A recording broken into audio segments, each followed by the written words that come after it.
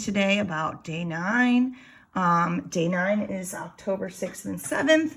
So by the time you come to class on Thursday, you need to have this done, Thursday or Friday. But before you come to class on the 6th, make sure you've read the article, Why is All Life Carbon-Based, which I have right here. I've printed it out, but you don't have to. Read it and come up with I believe 5 reasons that all life is carbon-based, what is special about carbon, and what is an organic molecule. Then there's 3 videos on water, properties of water, and carbon that are pretty, the crash course ones are a little bit longer, but the Amoeba Sisters one is short.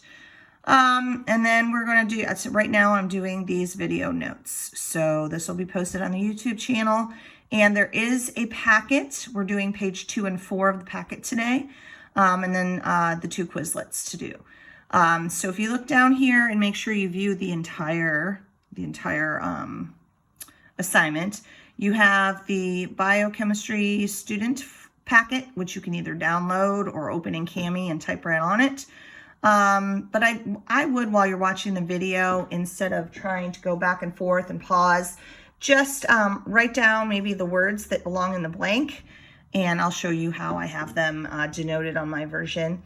And then read this article, Why is All Life Carbon-Based? And then this is the biochemical ID packet or page that is due by next Monday. We're going to only identify the carbohydrates and lipids so far. And then on Thursday, Friday, you'll identify the proteins and nucleic acids.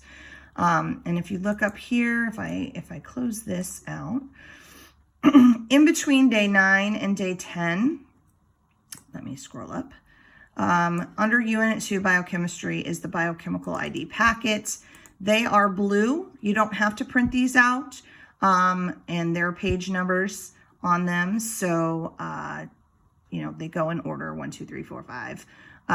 But they are, like this one goes 1 through 9. I think it's 10 through something else. I don't know, 24. But if you open it up, they're blue. So when you go to print them, if you want to print them off, so this is 10 through 18. If you want to print them off, change it to the grayscale so you're not using a lot of your colored ink. But again, it's not required to print off anything. So here today we are going over biochemistry, notes on proteins and carbohydrates and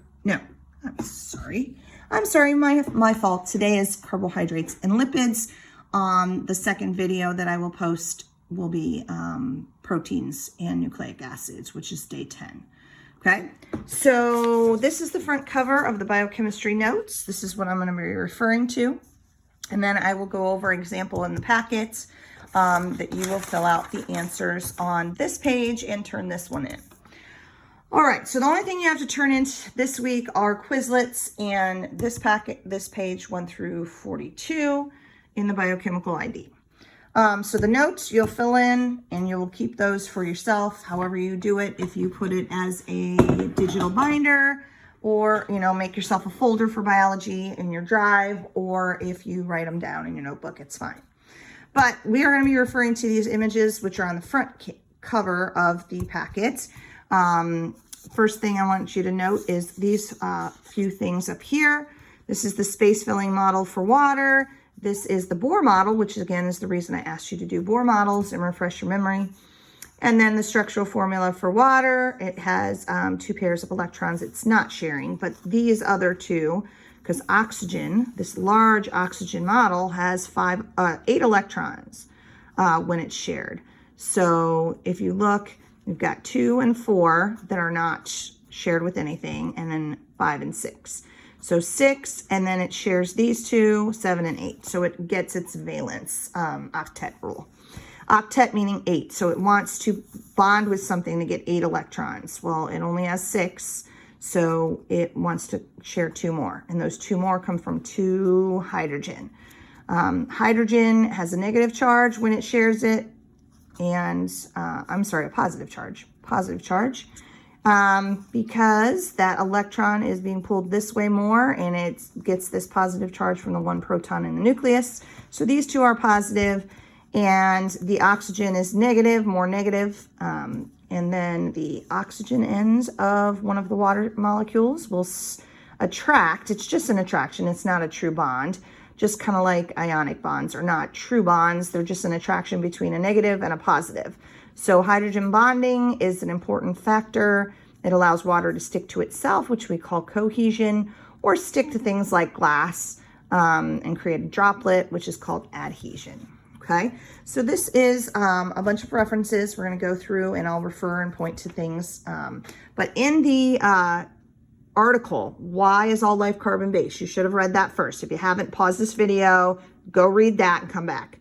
But carbon is really important because carbon can attract to or bond to itself, and carbon can make straight chains, it can make branch chains, and it can make rings. So lots of different structures we can have that are carbon, have a carbon backbone. So this is the carbon backbone here, this is a carbon backbone here, and of course the ring is carbon backbone.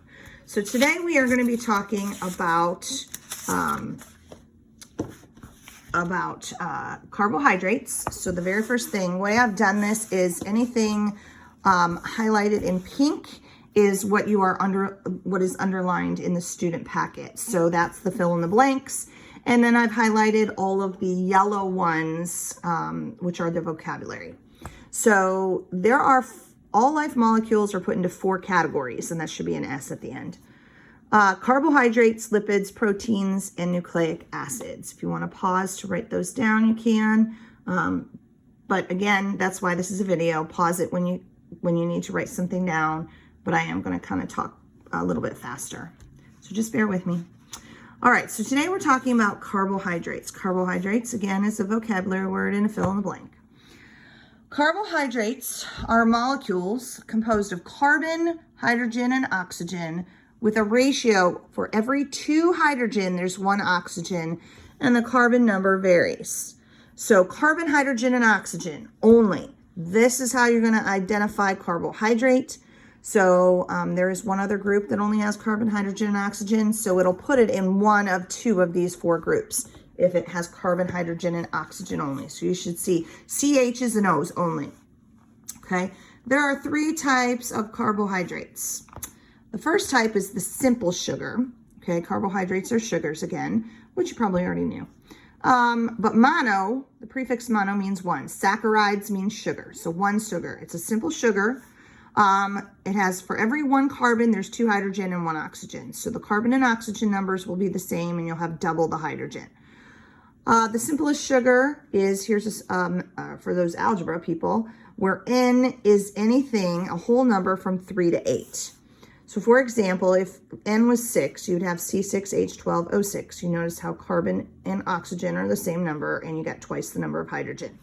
So glucose, fructose, galactose, they all have the same formula. There's C6H12O6, but they're bonded differently. So they're different structures. So they are isomers. So I have an example of this right here. Glucose and galactose look very, very similar. But if you notice, this right here, this hydrogen and this hydroxyl OH group are flipped on this side. So glucose and galactose, or C6H12O6, they just are bonded differently. So they're isomers of each other. Same with fructose. Okay? So monosaccharides, simple sugars, 1 sugar. So again, vocab word, carbohydrate, monosaccharide, and isomer. Double sugar, however, where you got 2 of these monosaccharides bonded together, are what are called disaccharides. Di means 2, this prefix 2. So like carbon dioxide has 2 oxygen. 2 monosaccharides together combine in what's called a condensation reaction to form a double sugar. Example of this is sucrose. Sucrose is what's table sugar. It's what you put in your Kool-Aid. So it has 2 monosaccharides. 2 of these are monosaccharides. If I were to put a bond here and get rid of this hydroxyl group and this hydrogen, so remember, if I take hydrogen and I add it, a positive hydrogen, and I bond it to a hydroxyl group, which is a negative, you create H2O. Oh, I can't write when I'm videotaping. H2O. So that's what That's what it's meant by a condensation reaction. Condensation is water. So if you take a hydrogen plus and a hydroxyl minus, you make H2O. That's H2O, not HH2O. Okay, so water. All right, so double sugar, sucrose. And I'll show you what that looks like in the packet. And the last one is called a polysaccharide. Poly means many. So polysugar, polysaccharide, complex molecules composed of, that's supposed to be of, 3 or more monosaccharides. Animals store sucrose in long chains called glycogen. Okay, so we store it as fats that are easy to burn off. And when it is needed in the muscles and in the liver, it's ready to use. Plants store glucose as starch. So if you've ever made pasta and you can see that starch that floats to the top, that's what it is. It's all just sugars. So starch or cellulose strengthens the stem and things like that. And it can be broken down by a hydrolysis reaction. Hydrolysis is the opposite, where you take water and you break it down into the hydroxyls and the hydrogen ions. So hydrolysis is this way. And if you're going this way, where these are the reactants are what you are, kind of like the ingredients of the chemical equation, and this is the product. Remember, products are what is being made. So hydrogen and hydroxide ion are reactants in a condensation reaction. And this is important because we'll be talking about this throughout all of this packet. So condensation reaction, where you take hydrogen ions and add a hydroxide, and the product is water. So that is condensation. Condensation reaction, where the opposite, hydrolysis, is where you're adding water in. Water then becomes a reactant, and you're breaking it apart into the hydroxide and the hydroxyl ion. Okay, so hydroxyl ion, you're breaking apart. So just like when you put sugar in water, it dissolves it. Okay, so these are the carbohydrates. So if we look at our packet, and I've printed it out in gray, the example that I did for you, so there are 3 types of carbohydrates. Bear with me for a sec. 3 types of carbohydrates. I did number 1 for you and number 13 in the packet. So number 1, one of the key things is, and I also gave you clues on the back, carbohydrates, monosaccharides, disaccharides, and polysaccharides. There are no polysaccharides in this packet. You'll either be identifying it as a monosaccharide or a disaccharide. Glucose, fructose, and galactose, like I said, are isomers of each other. Example is number 1, which we'll go through. And a disaccharide is double sugar, number 13. So if you look at number 1, it's carbon, hydrogen, and oxygen only. There's no other elements in there. Okay, and there's 1, 2, 3, 4, 5 carbon. And this is ribulose. It ends in that OSE ending, so that's key too. You got these hydroxyl groups on this side, hydrogen over here, and a double bonded oxygen. But it ends in OSE, that's going to be your first indicator it's a carbohydrate. And it's just one straight chain, just one chain. It's not branched, it's not, so branched again, it doesn't look like this, it just looks like one chain, but it's like this direction.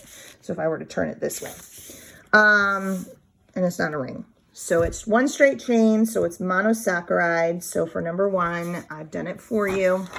You will label it a carbohydrate monosaccharide. And then if we look at, say, for example, number 13 right here is sucrose. Number 13, you've got 2 rings. You've got a 6-sided and a 5-sided, and they're linked or bonded together. It ends in OSE, but it's got 1 ring, 2 rings. So number 13 is a disaccharide. 2 sugars, so this would be a monosaccharide, 1 ring or 1 straight chain. This is 1 ring right here, but they're linked, they're bonded together, and it is sucrose. So that's why under number 13, again, the 2-part name is carbohydrate and the type that it is. It's a disaccharide. Number 1 is a carbohydrate and a monosaccharide. So that's what you do for this packet. You just go through and find all the carbohydrates. They're all end in OSE, hint, hint, hint, okay? And either it's one straight chain or one ring for a monosaccharide, or a disaccharide would have two. Okay, so those are the carbohydrates. Now I'm going to talk to you on page 4 about lipids. Lipids. So it goes carbohydrates and then lipids. Let me just double check again that I've gotten all the vocabulary. So this is off of Quizlet. So carbohydrates, or organic molecules with only carbon, hydrogen, and oxygen in 1:2:1 ratio, also known as sugars. Disaccharides are a double sugar, two monosaccharides linked together by a condensation reaction. Monosaccharides are simple sugar, either straight chain or one single ring. Polysaccharides are 3 or more monosaccharides linked together in a long chain. Isomers are 2 molecules that have the same chemical formula but different chemical structure. They're bonded differently. Condensation reaction is a reaction where the hydrogen, the H plus, is taken off of one molecule and a hydroxyl is taken off of another, and they're bonded together, resulting in the formation of water as the product. And then hydrolysis is the opposite. It's a chemical reaction where water is added to a reactant in order to break apart longer molecules. All right, so now I want to talk to you about, and you can look at my desk for a second, talk to you about lipids, okay? So lipids are, I believe, the 4th page of the packet. Okay, so lipids, I'm going to use the same pad of paper. Lipids, again, are carbon, hydrogen, and oxygen. So that's why I'm doing this one on the same day. Carbohydrates and lipids only have carbon, hydrogen, and oxygen. So if you see like this one, that's not carbon, hydrogen, and oxygen. So that's neither one of these. Okay. Lipids don't end in OSE. OSE is only for carbohydrates. And they are kind of funky. And I'll show you a video in the Zoom this week about things that we're going to talk about in this section. Okay, so lipids are large, nonpolar molecules that do not dissolve in water. So they repel water. They store energy efficiently. Okay, they are your fats and your oils. Okay, so we use this funny, be careful how you say this one, fatty acids.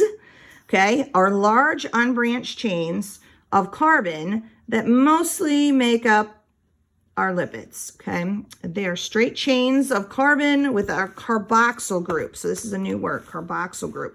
Carboxyl is just a COOH. A lot of times it'll look like this, carbon with a double bonded oxygen at the top with a hydroxyl group.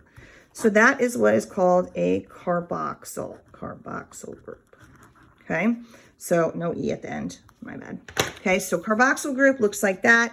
So it'll have carbon, carbon, carbon, carbon, carbon, carbon, and then at the end somewhere it'll have this carboxyl group, okay? And because this looks kind of like water, it attracts to water at different ends, okay? So there's a part that likes water and a part that doesn't like water. I'm going to show you a video that is kind of fun to watch in the Zoom this week.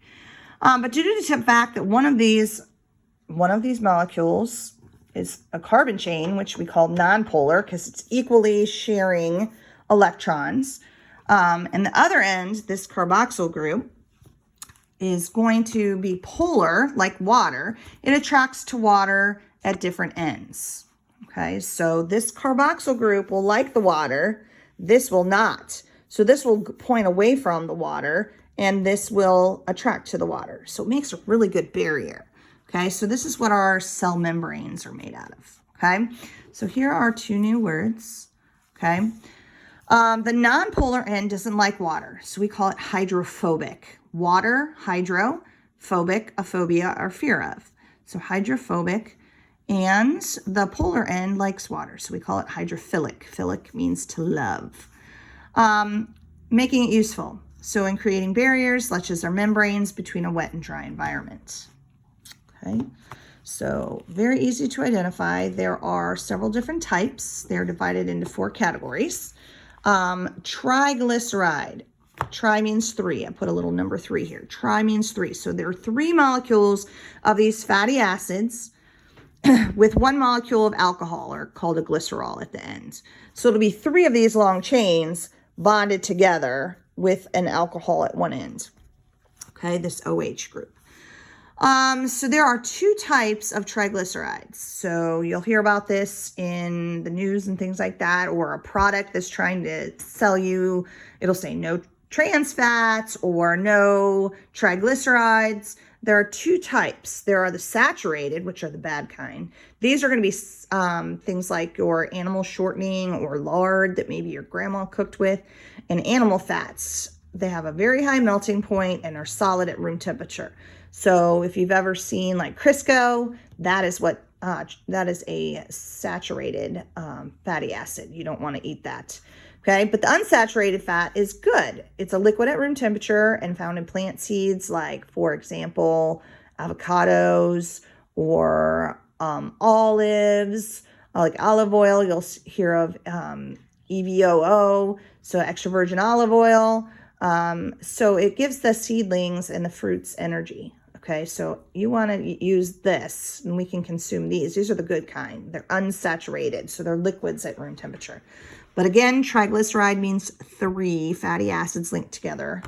Okay, so then we have the phospholipids, and phospholipids are the they've lost one, so it's only 2 molecules of fatty acids. So that's why I put a 2 here, and they have phosphorus in them. So you would see phosphorus somewhere in them. There are 2 molecules of fatty acids found in the cell membranes. They create a double layer. They serve to maintain what comes into and out of the cell. So it's a very good barrier, but it has phosphorus in it, that P elements. So phospholipid, but it's only 2 fatty acids, where triglycerides were 3. Okay. And then the next one is 1. So we went from 3 to 2 to 1. So 1 fatty acid is what we call a wax. Okay.